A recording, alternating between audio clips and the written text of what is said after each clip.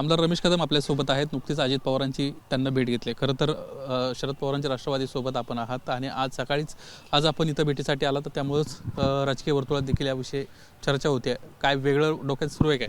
नाही, मी राष्ट्रवादी काँग्रेस पार्टी शरदचंद्रजी पवार साहेबांचा कार्यकर्ता आहे. मी पक्षच्या स्थापनेपासून माननीय पवार साहेबांच्या सोबत आहे. माझ्या वाईट दिवसामध्ये माननीय पवार साहेबांनी, माननीय सुप्रियाताईंनी मला प्रचंड मदत केलेली आहे. त्याच्यामुळे पक्ष सोडून इतरत्र जाण्याचा विषयच येत नाही. राहिला माननीय अजितदादा पवार साहेबांना भेटायचा. ते राज्याचे उपमुख्यमंत्री आहेत, राज्याचे अर्थमंत्री आहेत. मोहोळ नगरपालिकेची निवडणूक लढताना आम्ही जी आश्वासनं लोकांना दिली, वॉटर, गटर, मीटर, त्या आश्वासनांची आम्हाला पूर्तता करायची असेल किंवा निवडणुका येतात जातात, तरी या मोहोळ मतदारसंघामध्ये माझी इमेज अशी आहे, मागेल त्याला पाणी, मागेल त्याला रस्ता देणारा हा माणूस. तर त्या संदर्भात या बजेटमध्ये, पुन्हा येणाऱ्या बजेटमध्ये काही तरतूद करता येते का, या संदर्भातला एक लेखी प्रस्ताव मी त्यांना दिलेला आहे.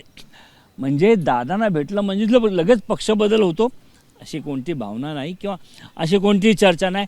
आणि माननीय अजितदादांना भेटीची वेळ मागताना मी त्यांना कारण त्यांच्या पीएना दिलं होतं की मोहोळ शहरातल्या विकासाबाबतची आम्हाला निधीची थोडी आवश्यकता लागेल, त्या संदर्भातलं मला प्रस्ताव द्यायचा आहे. आणि आम्हाला फार काही मोठा निधी हवा आहे अशातला प्रश्न नाही. त्यामुळे आमची छोटीशी निधीची मागणी आहे, परंतु ती छोटी मागणी देखील मोहोळ शहराच्या विकासामध्ये फार मोठं योगदान देऊ शकते.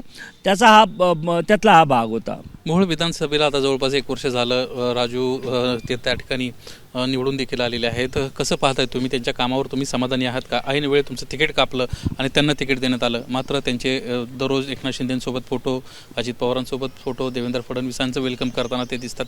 तुमच्या पक्षासोबत आहेत की नाहीत?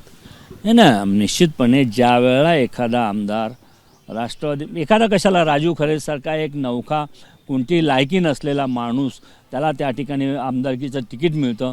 तो माननीय शरदचंद्रजी पवार साहेबांच्या नावावर, करिश्म्यावर निवडून येतो आणि तो आमदार पक्षाशी गद्दारी करतो, पक्षाच्या विचारांना सोडून विरोधी पक्षाच्या विचारांना जवळ घेतो आणि त्या पक्षाच्या नेत्यांबरोबर जाहीर व्यासपीठावर जाऊन पक्षाच्या विरोधात काम करतो. अशा बेईमान माणसाला, अशा गद्दार माणसाला निश्चितपणाने येणाऱ्या कोणत्याही निवडणुकीमध्ये मोहोळ शहरातली जनता धडा शिकवल्याशिवाय राहणार नाही.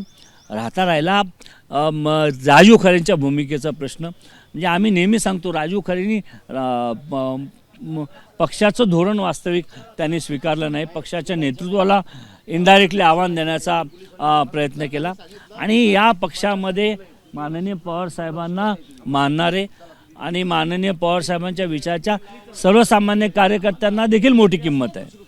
या सगळ्या विषयासंदर्भात तुम्ही तक्रार केली नाही का? तुम्ही पक्षाशी निष्ठावान राहिला, पक्षासोबत तुम्ही राहिला आणि ऐन वेळेला ज्या पद्धतीने तिकीट दिलं, तुमची सर्वात मोठी अडचण झाली आणि आता राजू खरेंचं भूमिका तर सगळी बदलली.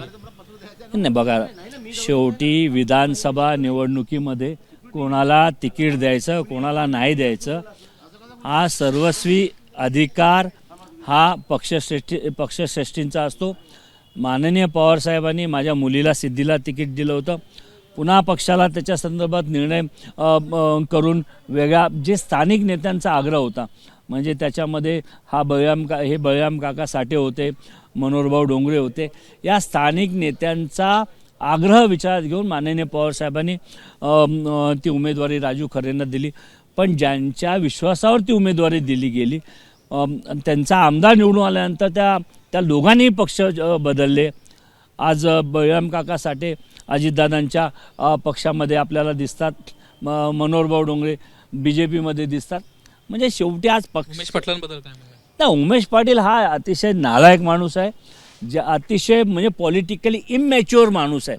ज्या पद्धतीने माननीय अजितदादांच्या सोबतच्या असलेल्या संबंधाचा हा स्थानिक राजकारणामध्ये गैरवापर करतो, या संदर्भातली कल्पना देखील मी माननीय अजितदादांना आता दिलेली आहे आणि दादांच्या कानावर घातलं आहे की दादा, अशा नालायक माणसामुळे त्या ठिकाणी कुठेतरी नेतृत्वाला अडचण होते, पक्ष बदनाम होतो.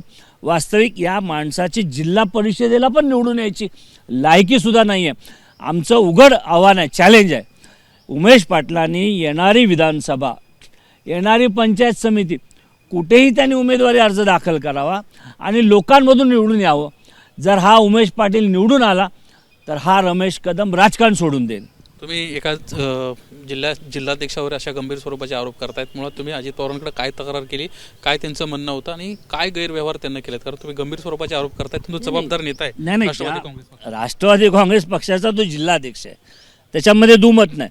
पण स्थानिक राजकारण करताना माननीय अजितदादांच्या पवार साहेबांच्या संबंधाचा गैरवापर करून काय गैरवापर प्रत्येक केला? ठिकाणी विचारतो मी सातत्यानं. अहो त्यांचा गैरवापर तुम्ही इथे मोहोळमध्ये विचारा ना.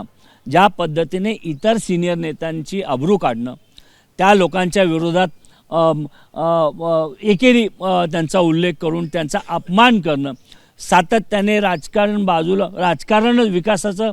विकास बाजूला ठेवून राजकारण करून सगळ्यांवर कुरघोड्या करण्याचा जो प्रयत्न होतोय, हा प्रयत्न कुठेतरी चुकीचा आहे.